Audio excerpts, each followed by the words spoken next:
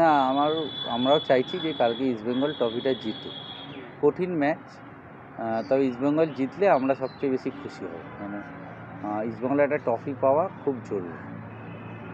ট্রফিটা হলে কি ধরো প্রতিদ্বন্দ্বিতা থাকবে, কিন্তু বাংলার একমাত্র দল যে ফাইনাল খেলছে সেটা ইস্টবেঙ্গল।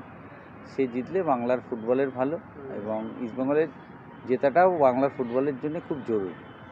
দেখো, মহেশ আর লালচুঙ্গা আসা ইস্টবেঙ্গল কোচের একটা ভালো দিক আছে, আবার একটা খারাপ দিকও আছে, যে তাহলে আমাকে বিষ্ণুকে বসাতে হবে, সায়নকে কতটা ম্যাচ টাইম দিতে পারবে তারও একটা সমস্যা আছে।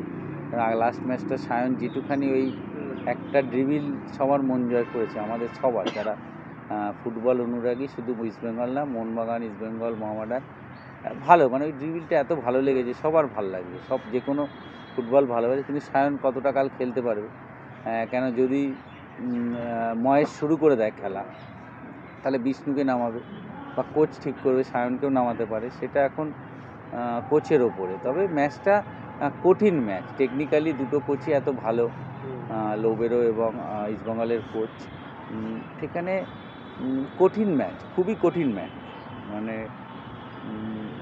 ট্যাকটিক্যাল ম্যাচ, কঠিন ম্যাচ। দেখো, মস্তিষ্কের লড়াই হবে, দুজনই ভালো কোচ। কোয়াদ্রাও তো এর আগে আইএসএল জিতেছে, আর লোবেরো তো সবাই জানে কত ভালো কোচ। এই ইস্টবেঙ্গল সিজনের শুরু থেকে লোবেরোকে কোচ করার জন্য খুব চেষ্টা করেছে।